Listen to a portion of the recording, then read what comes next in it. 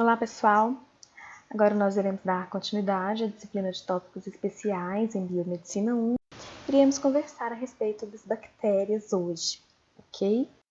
Então, as bactérias são micro-organismos pertencentes ao reino Monera e são responsáveis por promover diferentes patologias, em animais, em seres humanos, que podem adquirir diferentes formatos. A gente tem bactérias em formatos de coco, de vibrião, de bastonetes, E a gente tem ali também as bactérias que são consideradas, as bactérias probióticas, por exemplo, Bactérias como os lactobacilos. Temos também bactérias utilizadas, na indústria alimentícia, na fermentação, na fabricação de pães, vinhos, tá? Então a gente tem as bactérias que não causam mal à saúde e algumas outras que a gente vai dar um enfoque maior, que são as bactérias patogênicas.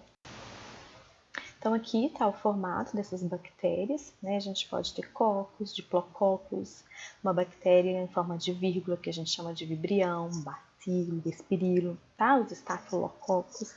E elas têm em média em torno de 1 a 3 micrômetros, ali o seu tamanho.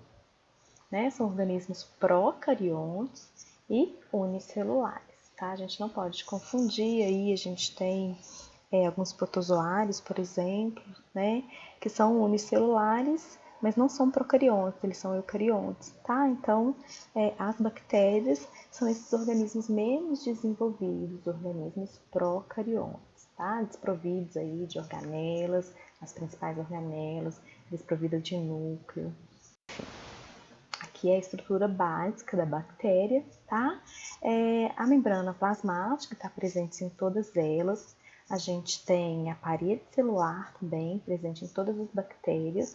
Essa parede é muito importante para a técnica de Gram, porque tem uma camada denominada peptídeo-glicano, que a gente consegue estabelecer, através de uma técnica de coloração, se a bactéria é Gram positiva ou se a bactéria é Gram negativa.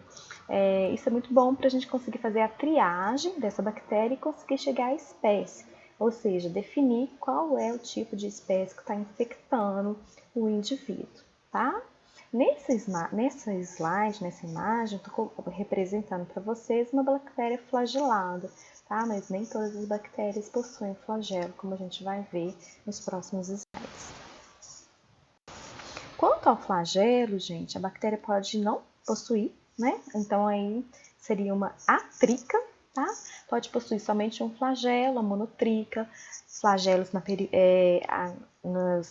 nos ápices, da bactéria, que seria a anfitrica, a alofotrica, quando a bactéria possui 3 flagelos, ou em torno da periferia, em torno da bactéria, a gente chama de bactéria peritrica. O mecanismo de proteção das bactérias é denominado de esporulação, a formação de esporos.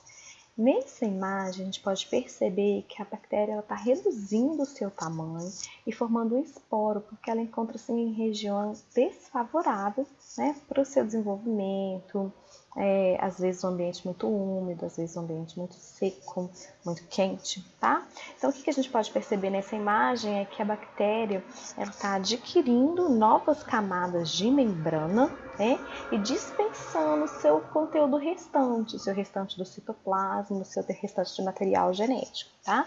Ela faz isso porque se a bactéria permanece grande por muito tempo, ela tem que se nutrir, ela tem que ter o seu metabolismo mais elevado. Então, ela dispensando parte do seu material, do citoplasma, parte ali do seu conteúdo interno, e preservando o seu DNA, aqui no esporo, ela garante a sua sobrevivência ali naquele ambiente que está inadequado, que está desfavorável por um certo momento, tá? Esse mecanismo é denominado de esporulação.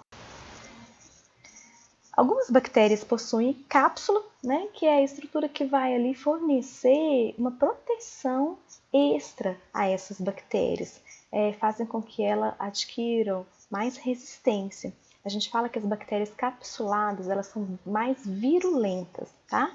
Esse conceito, ele não está diretamente relacionado a vírus, não quer dizer que é um vírus. A gente fala bactéria virulenta, significa que ela possui ampla capacidade, extensa capacidade de promover infecções, tá?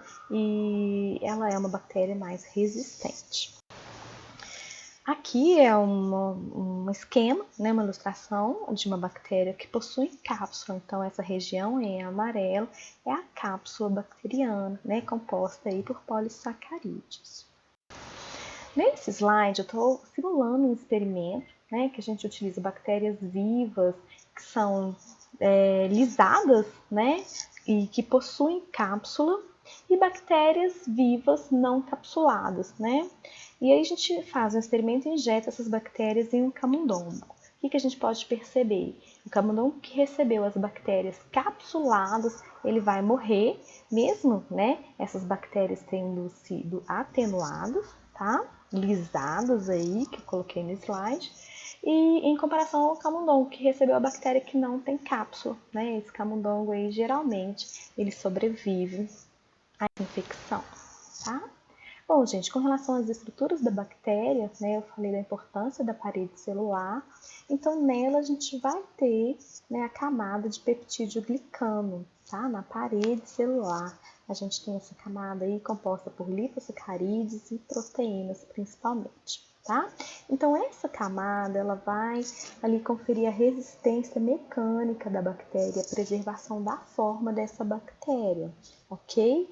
E aí a gente define por essa camada através de uma técnica de coloração, que é a técnica de coloração de Gram, se a bactéria é Gram negativa ou se a bactéria é Gram positiva, tá? A bactéria Gram negativa ela tem uma camada mais fininha de peptídeo glicano, então ela vai absorver pouco corante. A gente usa um corante roxo e ela tem pouca capacidade de absorver, porque o peptídeo de glicano nela é menos espesso. E a bactéria gram-positiva possui várias camadas de peptídeo glicano, então ela vai absorver esse corante de forma mais eficaz. Então, quando a gente faz a técnica, a bactéria gram-positiva ela fica roxa e a bactéria gram-negativa se apresenta assim como um rosinha claro, porque tem pouca capacidade de absorver o corante. Aqui eu estou mostrando isso, tá? Uma bactéria gram-positiva. A gente tem no slide aqui mostrando uma dupla camada de peptídeo glicano, essa estrutura que está sendo representada em roxo, tá? Então, quando a gente joga o corante sobre essa célula, ela absorve muito esse corante. E aqui uma bactéria gram-negativa. Né? A gente está vendo uma camada só de peptídeo glicano, como se fosse somente um andar ali, né? Uma camada mais fininha.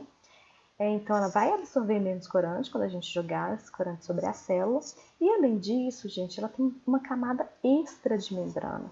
Uma camada a mais de membrana plasmática, tá? Essa camada extra, ela vai impedir essa absorção também do corante no momento da técnica de coloração, tá? E aí, então, a gente vai ter essas duas situações. A bactéria gram-positiva se cora de roxo e a bactéria gram-negativa vai se corar ali de um rosinha claro, porque absorveu esse pouco corante, né? E aqui, no esquema, a gente está mostrando isso, ilustrando isso. Na primeira, na bactéria gram-positiva, o peptídeo glicano mais extenso e a ausência da membrana dupla, né? Ela vai ter uma camada só de membrana. E na foto de baixo, a gente tem duas camadas de membrana e uma camada de peptídeo glicano ali mais fininha, fazendo com que ela absorva pouco corante e se core de rosa, tá? Então, eu vou continuar essa aula aí no próximo link e até o próximo vídeo. Eu vou continuar com ele falando a respeito de bactérias gram-positivas e gram-negativas. Muito obrigada a todos. Até mais.